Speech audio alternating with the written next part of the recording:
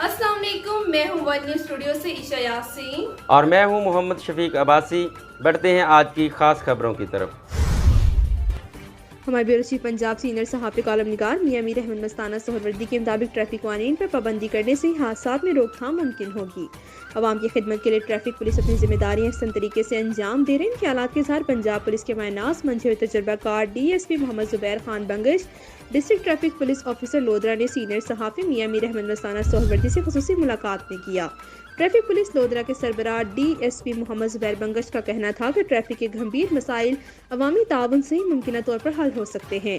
Traffic की पासदारी करके अच्छे शहरी और पाकिस्तानी होने की मिसाल कायम करें। ट्रैफिक कानून पर पाबंदी करने से हादसात में रोकथाम मुमकिन होगी। अवाम की खिदमत के लिए ट्रैफिक पुलिस अपनी जिम्मेदारी अहसन तरीके से अंजाम दे रही है। उन्होंने कहा कि अवाम के लिए ट्रैफिक के मसाइल हल करना मुमकिन नहीं, अवाम सिर्फ ट्रैफिक कानून की पासदारी करे, तमाम मसाइल खुद ब खुद हल हो जाएंगे। ज़्यादा ट्रैफिक के मसाइल हमारे अपने ही पैदा करता है जिन्हें कंट्रोल किया जा सकता है। एक सवाल के जवाब में उन्होंने सीनियर सहाफ़ी मियां मीर अहमद मस्ताना सोहरवर्दी से कहा कि सहाफ़ी आज़ाद हादसात की रोकथाम के लिए ट्रैफिक पुलिस से ताउन करें और ट्रैफिक आगाही मुहिम के अखबारात और न्यूज़ चैनल पर उजागर करें ताकि अवाम ट्रैफिक कानून की पासदारी करे ताकि कीमती जानों को हादसा से बचाया जा सकता है।